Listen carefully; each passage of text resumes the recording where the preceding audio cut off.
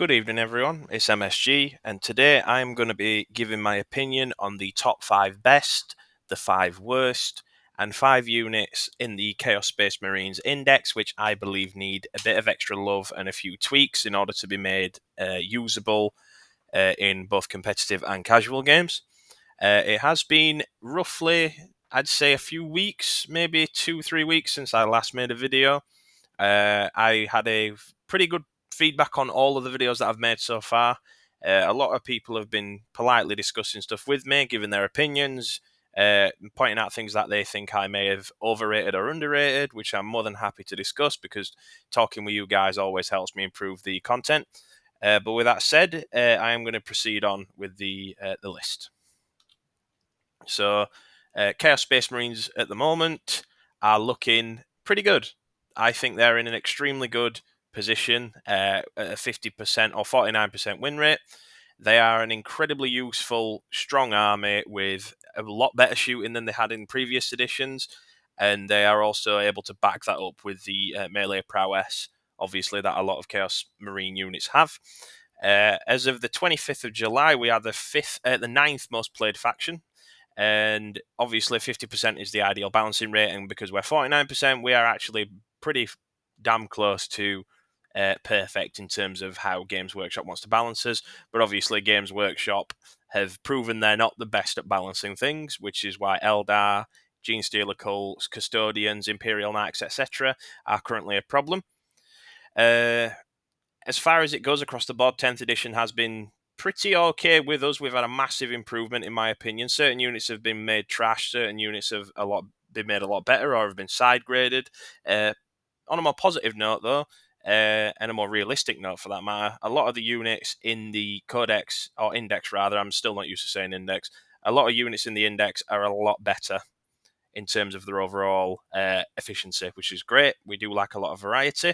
10th edition has also nerfed melee pretty bad, I'll be honest, across the board. It's just not as efficient as shooting as it used to be. However, Chaos Space Marines have felt that a lot less compared to other factions that have got melee, because obviously we are a melee-based faction with a bit of shooting.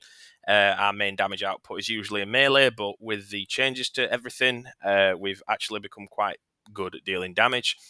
Yeah. So just to quickly mention this before I actually proceed with the list, I'm going to be ranking it based on my personal opinions and on discussions that I've had with my friends in real life and the community. So, for example, we are going to be dealing with a lot of people's contrasting opinions with mine mixed in. The ranking system itself is just going to be number 1 is going to be the best of that category, or the one that needs the most attention. And again, like I said, this is my opinion. I am going to try and be as objective as possible and try to make sure that a lot of the rankings are fair. So, first dishonourable mention is the Heldrake. Obviously, these guys are, on paper, they're actually quite good. Toughness 9, 20 plus inch movement, 3 up armor save and a 5 up invul, 12 wounds. Not too tanky, but not the worst. As far as it goes, though, I think they just need... they're just edged out of the top 5, in my opinion, because they are... The main problem is the price. They are way too pricey at the moment for 205 points. You can't bring as many as you'd like. Originally, these guys were monsters, but obviously over time they've just got worse. It is nice to see this thing is an absolute monster when it comes to dealing with opponents' units that have the fly keyword. Other than that, though, I do think these guys are pretty underwhelming for the points cost. They're just, like I said, edged out by the fact that you could quite easily make these cheaper, and you probably see quite a lot of them. They are very meta-dependent, though, or meta-dependent, given if there's a lot of flying units in your local meta, then these guys are going to be okay. But again, points cost is the main thing. Number 5, worst, is the Sorcerer. This guy just doesn't do anything particularly well. His -1 to hit is pretty bad, because a lot of units and factions can just ignore it. So Havocs on our side, for example, can just flat out ignore it. Oath of Moment from Space Marines, just no point. It doesn't matter if you're hitting on 4s usually, because you can just re-roll everything anyway. And mass amounts of shooting with the amount of dice that are just getting thrown your way. If you throw enough of it at the wall, some of it's bound to stick. This guy doesn't have an invul either. He's toughness 4, 4 wounds, 3 up armor save, so he's not relatively easy. So he's not a difficult challenge to kill. So should anything with precision go against him, he's got no way to reliably stop high AP. Yeah, he is 60 points, but again, there's no point in bringing him. I think this guy would be better if they side graded him and made him like a lieutenant. So you could like attach him to a unit if they already had a unit leader. So for example, a Chaos Lord and a Chaos Sorcerer working together, like the Master of Executions, similar to the Exalted Champion, that kind of thing, where they're a lieutenant as opposed to a leader. Gift of Chaos is really bad as well. It's really bad. You're never going to be in a position where that is going to win you anything, and if it does, then your opponent is probably throwing the game. If they fail a leadership test after you've hit them with any psychic shooting or melee, so if you punch them in melee with your force weapon, or if you shoot them with your infernal gaze, then after that's done, you can do a you have to make them take a leadership test, and if they fail, they take D3 mortal wounds. It doesn't matter. You're very rarely going to fail a leadership test anyway. A lot of stuff has icons and the equivalent to icons, or just really easy leadership, to just ignore it. And again, like I've mentioned on the latter point, he's just too easy to kill. He's way too easy to kill. Number 4, Vashtorr, suffers from the same problems at the systemic root of it all. I think he is just too tight. He's just too easy to shoot. Toughness 9, 2 up save, 4 up invul, and you're paying 220 points for a guy who has middling abilities. Yeah, you can deep strike him. Yeah, he gives +1 strength to weapons characteristics for demon engines within 6 inches of him. And at the end of your movement phase, you can select a unit on the enemy team to half its move characteristic or subtract 1 from attack characteristic of melee weapons. It doesn't matter. This guy's really bad. He's too big. He's not tough enough to warrant his points cost. He's 220 points. His melee is pretty good in against vehicles, especially with a strike. But again, 0 AP sweep. Why? 14 attacks is nice, but it's just weird how they've made the sweeps. It should be at least AP 1, but again, the strike is AP 1, so that would make it ultimately redundant. Although Dev Wounds is nice on a 3 damage hit. It is nice, but again, you're better off just paying for a Warpsmith. There's absolutely no point in paying for this guy when the Warpsmith does exactly what he does, but better, because the Warpsmith has a rule where if he is within 3 inches of a demon engine, he gets the lone operative keyword. This guy is just going to get shot off the board, because your opponent's going to look at him and be like, right, he's going to either shoot him off the board, or he's just going to ignore them, or they're just going to ignore him, rather. Number 3 is the Traitor Enforcer. He's a very niche pick, to the point where I wouldn't even bring him even in any circumstance. This guy is a straight up detriment to whatever squad of Traitor Guardsmen you're running, if you are running Traitor Guardsmen. He does have an ability where he can shoot your unit. If the unit that he's leading, he can only lead Traitor Guard. If he shoots a model, or the model takes 1 mortal wound, which basically means you just shoot him once, you're killing a guardsman, essentially. And he automatically passes Insane Bravery, which is just weird. You're not really going to need that. And if you do, you're probably going to use free. You've got CP, just use it. It does help. I mean, Insane Bravery is probably one of the strongest core stratagems in the entire game, given the fact that it can ignore Battle Shock and potentially stop units from running away and everything like that. But yeah, this guy's really bad. Toughness 3, 3 wounds, 5 up regular armor save, and a 5 up invul. He does have a 4 up feel no pain. However, I do think focus precision fire, even like random bolt of fire, is just going to shred this guy. And yeah, his Ogring can tank the shots, but is there really any point to it? Because he's just going to die. That Ogrin's just going to die. The melee's okay, I guess. It's not remarkable, and this guy is 65 points. He's not worth it. Traitor Guardsman costs 70, so there's no point in bringing this guy. He is essentially useless. He is going to be in a situation where the only time you're going to want to bring him is if you are in a unit of Traitor Guard and they are at full strength or near full strength. They are forced to take a Battle Shock test and they fail it, which is it's kind of likely given the fact that they're only a 7 up. But again, this guy is just pointless. The only time that Guardsmen are usually going to be taking a leadership test is if they're below half strength. So with that, you don't want to lose any more models, but this guy counters that and just you lose a model anyway. It's ridiculous. He's really, really bad. Again, he look cool model though. I mean, he's really cool to look at, but he's just trash. Second, for the worst, is the Chaos Spawn. The Chaos Spawn is a shadow of its former self in 9th. Originally, you could run them 21 points for one, and you could bring a single one, so you could put it on a backfield objective for 21 points. You can use it as a screening unit because the base sizes they had were actually pretty decent. Obviously, they didn't have a bigger footprint as Cultists do. However, the reason why you bring them is to deny area and capture objectives, and they were the cheapest alternative to that.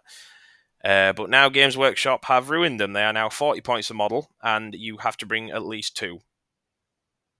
Absolutely no point. Whoever thought that was a good idea is stupid. They've nerfed their ability, so instead of getting all of their wounds back at the end of each phase, you only get D3 wounds back in each place command phase. So these guys are easy to tear through, easy to kill. They are quite quick, but again, your opponent is just either going to ignore them or just shoot them off at board and just get free attrition points because these guys are useless. From a tactical standpoint as well, they are useless because Cultists and Traitor Guardsmen just do what they do, but far better in terms of holding a backline objective. You don't want to be paying any more points for backline units than you need to. But again, the most I'd spend on them is probably the ones for the Traitor Guard, which is at 70. Other than that, there's your backline units don't really need to have any extra points cost. I think it's redundant.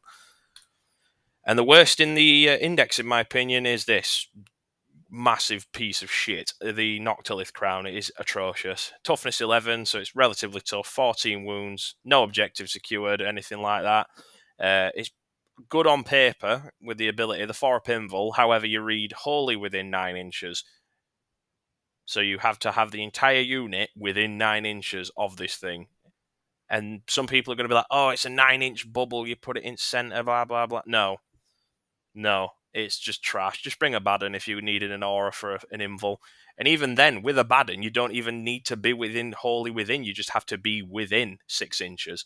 So as long as one piece of the unit is in range, they all get the invul benefit. So it is what it is. Again, getting cover when they're next to it's not really important either, and it's got weird rules about engagement. I'll be honest, I've never brought this guy, and I never will. I think he's really bad. He's got 6-inch shooting, so he can't shoot anything unless it's bang next to him. And the fact that you can't shoot anything or even have a decent keep away tool is beyond me, given the fact that if anything charges it, they are going to essentially shred it because it doesn't have an invul. It only has a 3-up armor. So any high AP, high damage melee like Thunderhammers from the Death Company and Blood Angels, Power Fists, anything like that is just going to punch this thing to death and it's going to die. There's no point. So Blood Angels in particular are the main army that I come up against in my local meta. These guys would probably, in theory, use this as a jumping springboard. So they'd move 12, get within 6 inches or just out of 6 inches, charge, get in there, kill this, and then move another 3 inches because of the consolidate for free. It's just stupid. This thing is absolutely pointless. And it's 125 points. It's legitimately useless. You don't bring it for any reason because it's a unit that is demanding you play around it to get any use out of it instead of adapting to the current situation. It's the panda of the Chaos Space Marines Codex in terms of evolution. Like the pandas just should not exist because the amount of times pandas should be extinct and this thing should follow suit.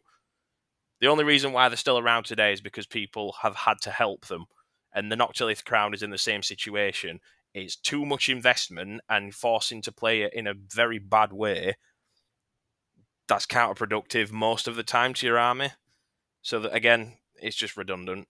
But next up, we're going to use the time to talk about units that lead some love. So, in my opinion, the Demon Prince without wings needs love. Yeah, he's got an extra point of toughness than his winged counterpart. However, I do believe he is too expensive for the points cost at the minute. His damage is pretty okay. Like, he's no slouch at all. Like, if he's in melee and he hits you with a strike profile on Khorne, he's going to do damage. He's good with Slaanesh as well because the extra movement's nice. The extra toughness is even better as well with Mark and Nurgle. He's not a bad unit by any stretch of the imagination. I just think he needs a points decrease and he needs a ability rework. Like Ascended Demon is like a C tier ability. It's okay. It's nice to have a bit of extra one reroll to hit and wound. That's fine. But you get cover if you stood within 6 inches of him. He's only toughness 10. He's only got a 4 pinval and a 2-up save. Yeah, he can be lucky and sometimes you hit the 4-ups quite often, but do you really want to rely on hitting 50-50s constantly? Because your opponent is going to target this guy and he is going to get shot with the high caliber las cannons, any anti-tank, dark lancers, bright lancers, anything that's above toughness 10 is going strength 10 is going to shoot this guy and do damage. He's not as durable as you think he is, but other than that, he just needs a points decrease. If you're going to make him a support character, which is what I assume the wingless Demon Prince is, given his abilities, make his abilities better for the points cost he gets, or make his abilities better but keep his points cost the same, or nerf his points cost and keep the current stat line, because at the moment he's just his winged counterpart outclasses him for just pure utility. Next up is Fellgor Beastmen. When I saw these guys in the index, I was stoked because I'm very, very happy that we do finally have pre-game move scouts in the Chaos Space Marine Index. It's so good to have the access of that as opposed to not being able to play with anything like that for nearly 2 editions because I started in 8th. Yeah, scout ability is nice. Pre-game move is 6 inches. They are stumped by the fact that they have 2 main issues with them. That's their weapon and ballistic skill, and they are expensive. They're hitting on 4s with melee weapons when they should be hitting on 3s. Shooting, I can understand because the Beastmen, they're not, the melee oriented units. They shouldn't have melee. They shouldn't have good shooting. So hitting on 4's fine. That's perfectly reasonable. But I don't think hitting on 4s in melee is a good idea because that's just swinging and missing most of the time. Give them an extra increase in the weapon skill, hitting them and make them hit on 3s, 4s if they're using the great weapon, and reduce the points cost. Maybe if you keep this stat line and lower the points cost, or make the stat line better but keep the points cost, I think that would balance them out. 95 points is too expensive at the minute. I think these guys should be roughly about 70 or 75 for 10. Because, again, they're just a good unit. They're a useful unit. I don't think they're going to be winning any games, but it's just nice to harass. And they're actually quite good at dealing with units that can jump on objectives in deployment. So Spore Mines, Nurglings, anything like that, these guys get +2 to the charge roll. So if you're running with Mark of Slaanesh, if you really want to spend a CP, you can run in there, move, advance, charge, and get on an objective pretty reliably. And they'll probably kill whatever's on that objective, unless it's like a scout or like an eliminators or anything like that. But, they're okay. They're a good unit. I wish they'd get a lot more love. The Heldrake, as we mentioned earlier, the big problem with this guy's is points cost. He's just way too expensive. He's also going to get focused down quite a lot, given how big he is. He's a massive model. Other than that, I actually think on paper this guy's pretty good. All they'd need to do is, because he's a niche counter unit. He is a unit that is good at harassing, or average at harassing infantry. It's okay with vehicles, but again, he's only toughness 9, he's only 12 wounds, and he only has a 5 pinval, and he brackets at 4 wounds. So 2 last cannon shots are more than likely going to bracket this dude. With that said, though, I do think he is a monster against anything that's got the word fly in it, because +1 to hit, so you're hitting on 2s. Again, Marcus Slaanesh, I tend to go for more attacks because, again, I'm Emperor's Children, but if you want to run in with Khorne, that's fine. Strength 7, -1/2 damage. I think making -2 instead of -1. I think -1's too low. -2 because it's a giant talon, and cut his points cost to maybe 135, 140, roughly around that, maybe 130. Other than that, I think he just needs points cut. That's the main thing. Plus, he looks fucking cool. The Heldrakes are always awesome to look at. Second up, Legionaries. This is a controversial choice, I'm aware. And as someone who has ran Legionnaires quite a lot in his own games, I am aware of how good these guys can actually be if you play them. So, for example, I usually run them because I don't have Chosen at the minute. They are being ordered because, bills and everything, unfortunately. Cost of living crisis. I do think Legionaries are usable. I don't think they're bad by any stretch of the imagination. I just think they are outclassed by Chosen. So Legionaries have got better shooting. They have a bigger access to the better guns. So, for example, the autocannon, melter gun, Havoc autocannon, melter gun, Reaper chain cannon, flamers. Again, you don't probably not want to bring flamers because they're kind of shit. Plasma guns, anything like that, you can just bring them. Heavy bolt guns, if you want, bring them. Their ability is quite good. It's reroll wound rolls of 1 in melee, but if you're on an objective, it's reroll all wound rolls in melee. And speaking as someone who ran the Chaos Lord with Slaanesh, Mark, and these guys with Marcus Slaanesh with heavy weapons, power fists, and the heavy melee weapons and accursed weapons. Astartes chain swords with 1 las cannon.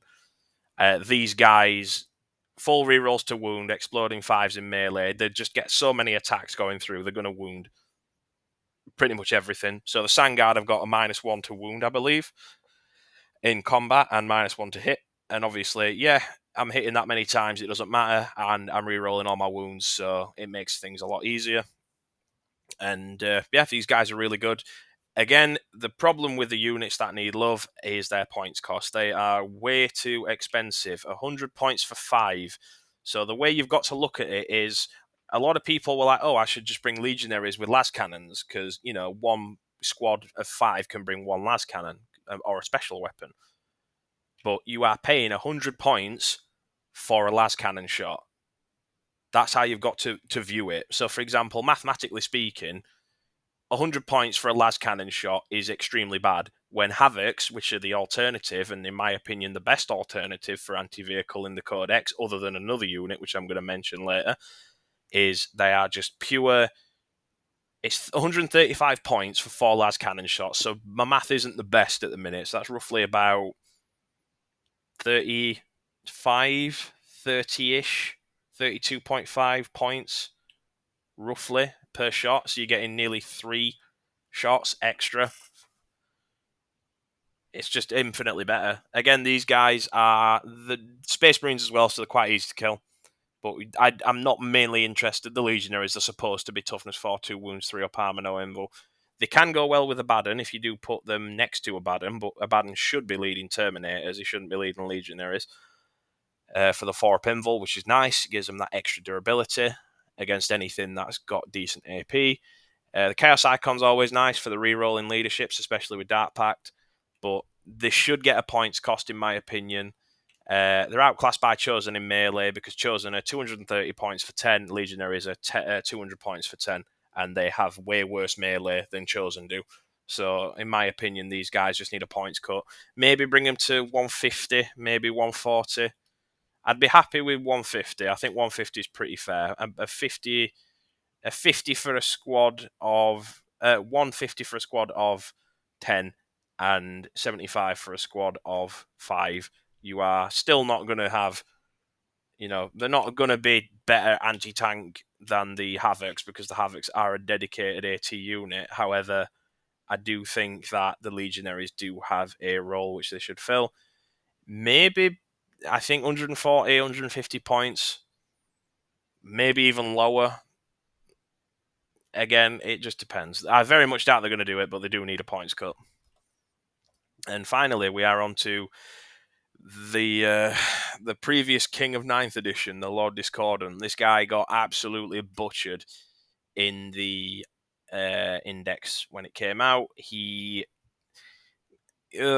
feels painful to read his data sheet. So basically, this guy, as where a lot of people are aware, was an absolute blender in melee. When it came down to it, this guy would absolutely shred anything he'd get into contact with. He could also shoot decently well with a flamethrower at AP2. They've took a pip of AP off that. His auto cannon is probably better than his flamethrower, given the fact that you're not going to get close to anything, and if you do, then there's something severely up. Again, the problem is he's not an anti-vehicle killer and he's not a blender. The Games Workshop have made it so he's like a half and half, which is the worst way to be, in my opinion, because you don't do anything great. You're just pretty average at everything, which is bad. So this guy is also 220 points. He was cheaper in 9th edition and infinitely more lethal with the changes to his like warlord traits and everything, flames of spite, that kind of thing. It's just, yeah, oh my god, it's fucking painful to look at, man. 220 points minimum. That's without enhancements as well. He's not worth bringing. He's really, really not worth bringing at all. Yeah, he can get the 4 pinball from a Badham because he's technically a mounted unit, but I wouldn't bother. He's really bad. And nerf his points cost, make his points cost better. Actually, he shouldn't be 200 points plus. Under Games Workshop, like I've said here, they're sniffing the finest of the warp dust from the Emperor's Children cabinet. They shouldn't be doing that. He should be at this current state. I think he should be about 140, maybe even less, because he doesn't do anything. He's crap. He needs a rework. Either make him a blender in melee again with a bit of shooting, or make him an anti-vehicle monster, because his abilities are pretty shit and they don't do anything and they're very swingy. There's one that does do something where you can stop a vehicle from shooting, but it's again really swingy, and to get it pulled off is extremely difficult. But again, it's just very, very weird. I just think he just needs a massive rework. Games Workshop need to go back to the drawing board with him. On to some honourable mentions there. There are 5 honourable mentions. These are the 5 units that I believe were just under being considered for top 5, but I feel like mentioning them is also better for everybody because, these guys, the index is actually really good. So I'm happy knowing that a lot of the units and options we have access to are usable. But with that said, Traitor Guardsmen, I cannot emphasize how much I love these guys. I'm trying to do a Vraxian Traitor Guard with a Blood Pact colour scheme, and they are so much fun to paint, and their lore is so goddamn good. So, Traitor Guardsmen, I'll stop fangirling over them. So, you can originally you could bring 3 cultist sniper rifles, or 3 plasma guns, or 3 melter guns, or grenade launchers, but now you can only bring 1 duplicate and then an extra weapon. So, for example, 2 cultist sniper rifles and a melter, 2 melters and a plasma gun, or anything like that, whichever arrangement you want, depending on what you're up against. Personally, I would bring them with the sniper rifles because you want to keep the guardsmen on the backline objectives, holding them, making sure they're secure, while still being able to have a 36-inch threat range. Anything that's below toughness 4 is going to be wounded on 3s with the sniper. And you are going to be hitting on 3s if you stand still, which you should be doing. Your opponent is going to know that, so be sure to tell them, obviously, you've got snipers and that, if they get in range, then you're going to shoot them. Don't be a dick, just play fairly. And if they make that mistake and they've got no other choice, then you can shoot them. -2 damage, you're forcing most of the things to their invulnerable saves with that high AP. If you are playing Tzeentch, you auto wound on hits of 5 anyway. I personally have a toss up between running them as Nurgle or Tzeentch. I think because of the scarcity of shots, I think Nurgle's better. But again, it depends who you're up against. If you're shooting up, then Tzeentch. If you're shooting down, Nurgle, because of the abundance of shots. And they also get the benefit of cover if they're on an objective. So they can go up to a 4-up save against anything with 0 AP, which is fantastic. And they also have 2 OC, which is really good. a lot of the times that's overlooked, and rightfully so, in my opinion. But certain situations, it does benefit. These guys are an annoyance for your opponent, so it's definitely worth bringing these guys properly. In a squad of 10, it's only 70 points, and they're definitely worth bringing. Next up is the Helbrute. This is the force multiplier unit in the Codex. They are sensationally good, getting double benefits to your Dark Pact. So, for example, I'm Empress Children, so I run most of my things with Marcus Lanesh. So, I have Exploding Fives in melee. I also get auto wounding on sixes. So, not only do I get extra attacks with the 6, I also get an auto wound in addition, which is insane in my opinion. It's really, really strong. And that works on anything. In shooting, in melee, it's so goddamn good.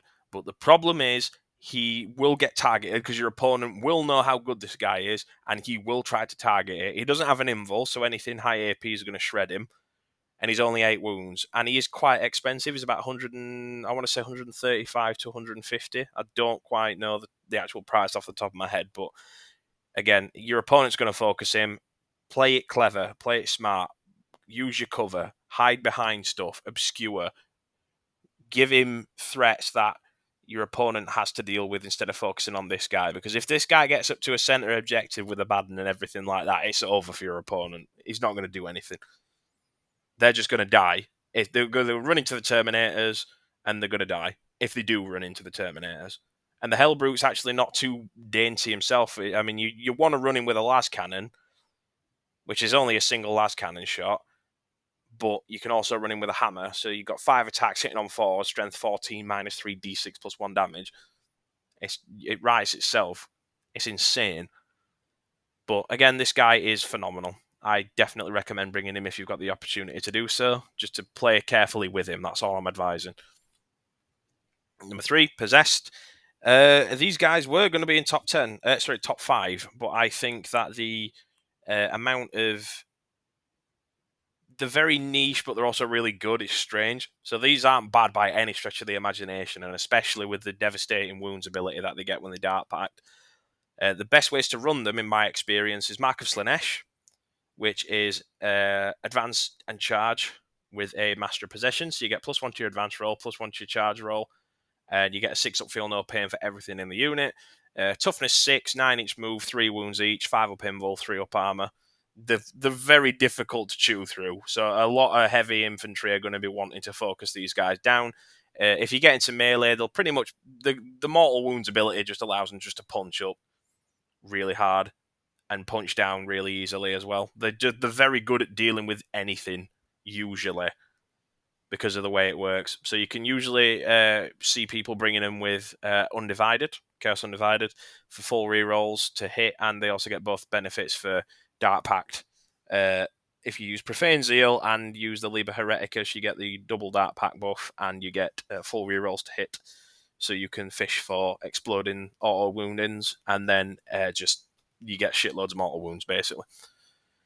Reroll all hits, reroll all wounds. It's a mini Otha moment, which is phenomenally strong, especially because it's 2 damage a hit as well. So they are 290 points, so they are quite expensive. However, they're not expensive enough to be concerned. I still think they're pretty reasonably priced. It's 29 points a model, and you're going to want to bring 10. I'd probably recommend bringing at least 2 units, I'll be honest. Either 4 units of 5 or 2 units of 10 because of the damage. Your opponent is going to want to focus them, but again, it's whatever you decide to do. Fourth is the Terminator and Sorcerer. Terminator in can't get my words out. Terminator Sorcerer Lord. There we go. This guy is massively good. His main ability is he drops in. You probably want to bring him with Terminators. I bring him with Terminators because you just deep strike in, target a unit that you want to die within 12 inches, and you roll a dice. If you get a 2+, every attack from all sources gets an extra AP against them for free.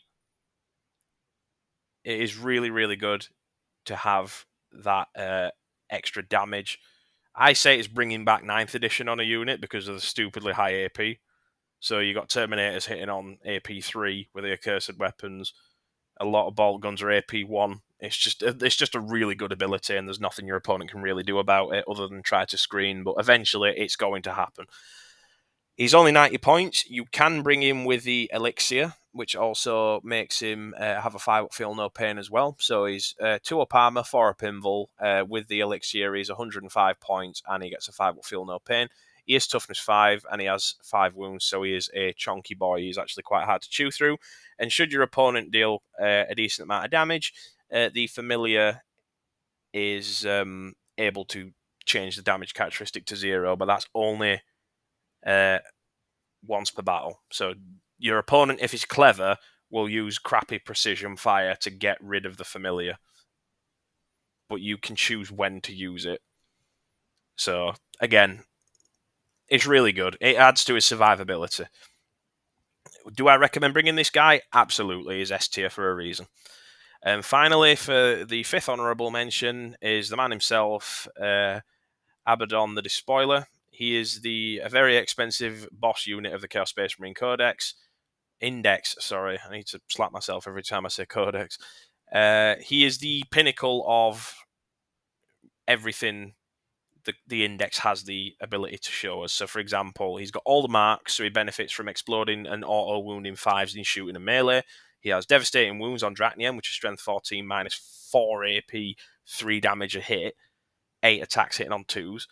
If you pass a Dark Pact with him, if you pass a leadership test, you get a CP back on a 2-up. It's just free CP regeneration, which is super strong. His War Master abilities are great. He's got reroll all hits for everything that is within 6 inches for Heretic Astartes units. Reroll all hits, which is pretty good. Lord of the Traitor Legions, which means you can reroll leadership and battle shock tests for the unit. A majority of the units have icons anyway, so it's kind of the weakest one. But the best one, in my opinion, is the Ascendant one, which gives infantry and mounted Heretic Astartes units within 6 inches a 4-up invulnerable save. So Legionaries, Chosen, Terminators already have a 4-up, so it doesn't really matter. The Lord Discordant does, because he's mounted. Anything really. Heretic Astartes, infantry, just super good. Chosen on a 4-up's really good. If you've got a squad of Terminators next to him as well as them, they've got the 4-up invul as well. But the problem is he's very expensive. He's 290 points, if I'm not mistaken. He's ludicrously expensive. You are going to want to invest with this guy. If you bring in a Baden, you bring in Terminators. There's no question about it. You are bringing in with Terminators. You don't run in with Legionaries because you're just wasting your time. Terminators are infinitely better. Bring them. That's a nearly 600 plus points. You are going to invest in him. However, he has got 9 wounds. He's toughness 9. Toughness 5. He has 9 wounds. He has a 4-up invul.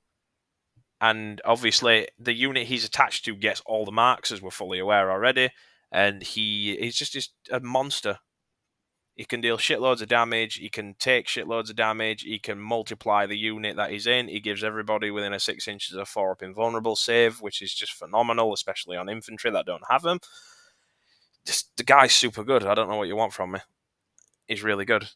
But I don't think he's top 5, though. I still think he's going to be seen in every or a lot of tournaments because he's that good. But again, it's ladies' choice at the end of the day. I've never really ran a Baden because he is that expensive. I much prefer to run the Sorcerer Lord because of the cheaper like chassis. However, you do get what you pay for with a Baden. He is insane.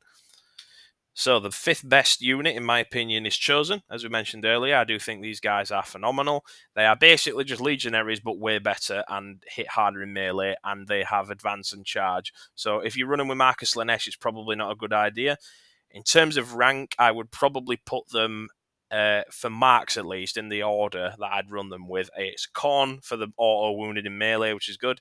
Then it would be Marcus Lanesh, because the exploding 5s in melee is really good, especially with units that have got 4 attacks each. You are more than likely going to get one that is going to be an exploding 5.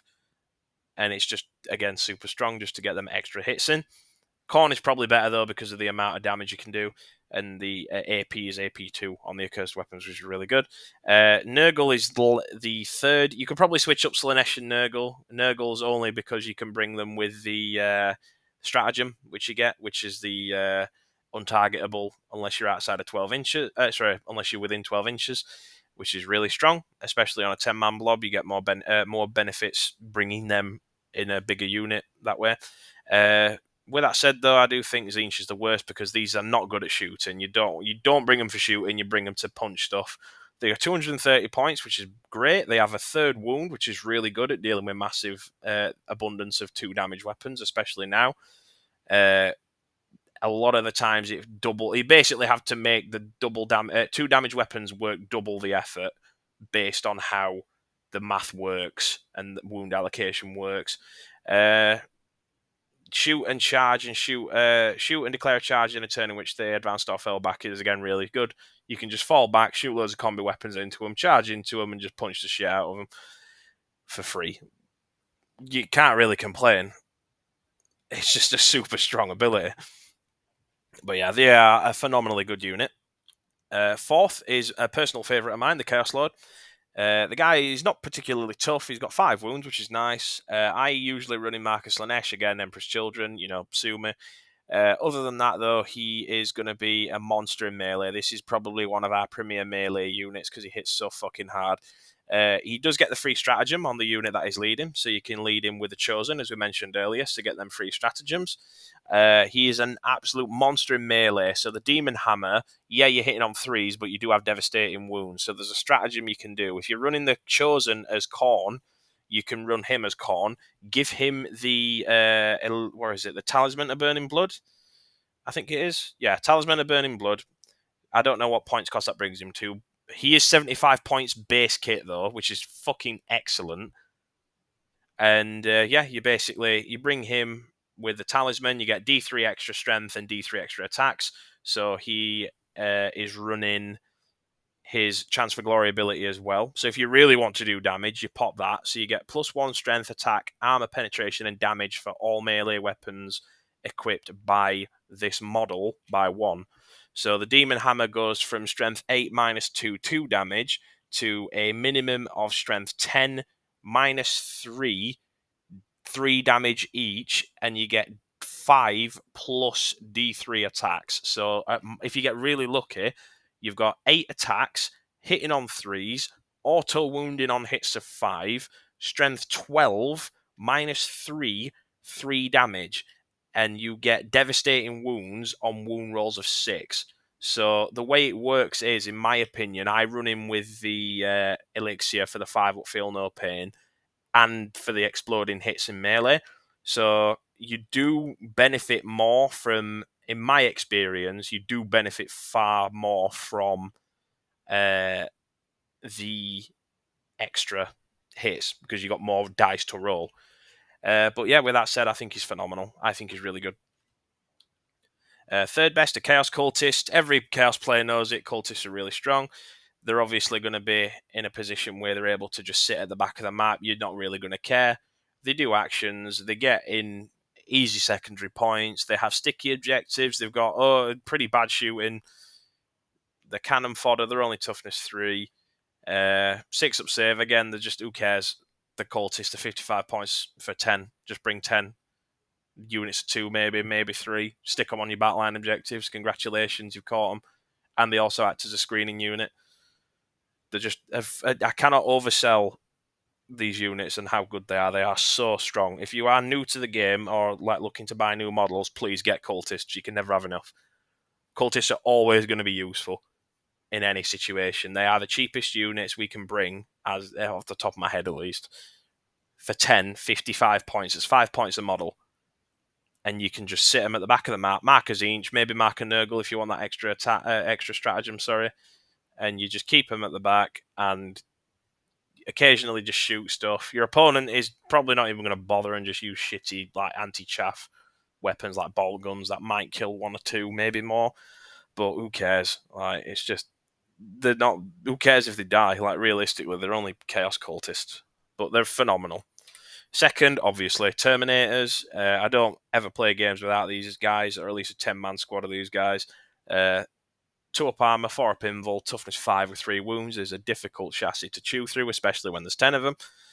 You get 3 rerolls to hit when you Dark Pact, so if you do it in melee and you do it in shooting, you get 4 rerolls to hit, which is an insane accuracy boost and always reliable. Combi weapons are not as strong as they used to be because they've now been nerfed, in my opinion. I think they're extremely peculiar. But yeah, you do get the bolt guns that can surprisingly do quite a lot of damage because it's mainly due to volume of shots. You can bring an auto cannon if you want, but the main reason why is you want to bring them with melee because obviously they're a melee unit. Most of the Terminators will do damage in melee, so you bring chain fists, you bring power fists, and you run the rest with bolt guns, combi bolters, and accursed weapons, and you just deep strike in with a Terminator Sorcerer Lord. Look at a unit, charge it with Marcus Lanesh, and you basically just destroy any unit that is in combat with.